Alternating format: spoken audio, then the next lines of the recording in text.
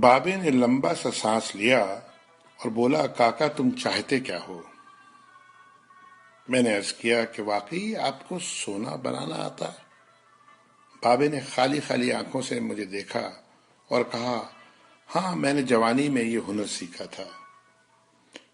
میں نے عرض کیا کہ کیا آپ مجھے یہ نسخہ سکھا سکتے ہیں؟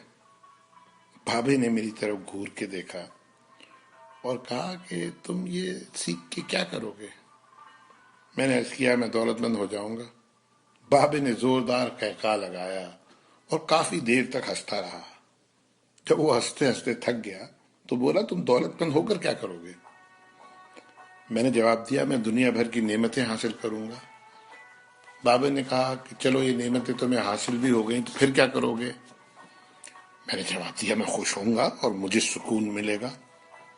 اس نے مسکراتے ہوئے میری طرف دیکھا اور کہا، گویا تمہیں سونا اور دولت نہیں، سکون چاہیے۔ میں خاموشی سے اس کی طرف دیکھتا رہا اور کافی دیر تک خاموش گھورتا رہا۔ بابے نے مجھے جھنجھوڑا اور کہا، دراصل تم سکون اور خوشی کی تلاش میں یہاں آئے ہو۔ میں اس وقت کیونکہ ایک نوجوان تھا اور باقی نوجوانوں کی طرح یہی سمجھتا تھا کہ دولت ہی سکون اور خوشی حاصل کرنے کا ذریعہ ہے، لیکن بابے کی باتوں نے مجھے کچھ الجھا سا دیا تھا۔ اسی الجھن میں نے ہاں کر دی۔ بابے نے ایک لمبا قہقہہ لگایا اور پھر دیر تک ہنستا رہا اور کہا، کاکا میں تمہیں سونا بنانے کے بجائے انسان سے بندہ بنانے کا طریقہ کیوں نہ سکھا دوں؟ میں تمہیں دولت مند ہونے کے بجائے پرسکون اور خوش رہنے کا گر کیوں نہ سکھا دوں؟ میں خاموشی سے اس کی باتیں سنتا رہا، حالانکہ مجھے ابھی کچھ سمجھ میں نہیں آ رہا تھا۔ اتنے میں بابا بولا، انسان کی خواہشیں جب اس کے وجود اور عمر سے لمبی رہتی ہیں وہ اس وقت تک انسان رہتا ہے۔ تم اپنی خواہشوں کو اپنی عمر اور وجود سے چھوٹا کر لو، تم سکون بھی پا جاؤ گے اور خوشی بھی۔ اور جب تم خوشی اور سکون پا جاؤ گے تو تم انسان سے بندہ بن جاؤ گے۔ مجھے بابے کی باتیں بالکل سمجھ میں نہیں آ رہی تھی اور بابے نے میری یہ پریشانی بھانپ لی تھی۔ بابا بولا، تم قرآن شریف پڑھو۔ اللہ تعالیٰ نے خواہشوں میں لتھڑے ہوئے لوگوں کو انسان کہا ہے اور محبت میں رنگے ہوئے آزاد لوگوں کو بندہ۔ دنیا میں کتنے انسان آئے اور بہت دولت کمائی، بڑی عمارتیں بنائی، کیا وہ سب ساتھ لے گئے تھے؟ کیا سب وہ خوش تھے؟ تم بھی کیا خوش ہو؟ پھر بابا خود ہی بولا، نہیں، جب تک تم تانبے سے سونا بنانے کے چکر میں اور خپ میں مبتلا رہو گے اس وقت تک خوشی سے دور بھاگتے رہو گے اور بھٹکتے رہو گے۔ پھر بابے نے ایک چھوٹی سی ٹہنی سے زمین پہ رگڑنا شروع کیا اور کہا، لو میں تم کو انسان سے بندہ بنانے کا نسخہ بتاتا ہوں۔ اپنی خواہشوں کو اپنے قدموں سے آگے نکلنے نہ دو۔ جو مل گیا اس پہ شکر کرو، جو چھن گیا اس پر افسوس مت کرو۔ جو مانگے اسے دے دو، جو بھول جائے اسے بھول جاؤ۔ دنیا میں بے سامان آئے تھے اور بے سامان ہی واپس جاؤ گے۔ سامان جمع کرنے کی فکر نہ کرو۔ جسے خدا ڈھیل دے رہا ہے اس کا کبھی احتساب مت کرو۔ بلا ضرورت سچ بھی فساد ہوتا ہے۔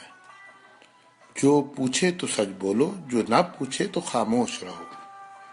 دینے میں خوشی ہے اور وصول کرنے میں غم۔ دولت کو روکو گے تو خود بھی رک جاؤ گے۔ چوروں میں رہو گے تو چور ہو جاؤ گے۔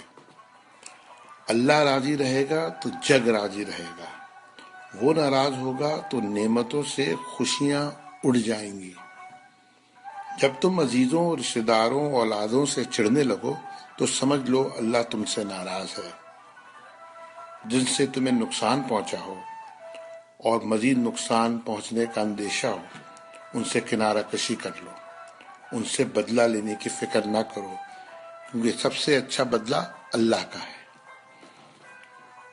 جب تم اپنے دشمنوں کے لیے اپنے دل میں رحم محسوس کرو تو سمجھ لو تمہارا خالق تم سے راضی ہے۔ ہجرت کرنے والے کبھی گھاٹے میں نہیں رہتے۔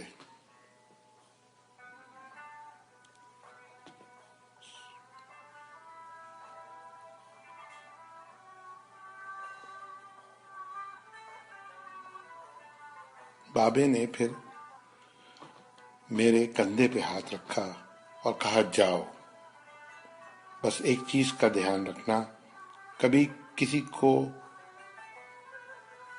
خود سے نہیں چھوڑنا، دوسروں کو فیصلہ کرنے کا موقع دینا، یہ اللہ کی سنت ہے۔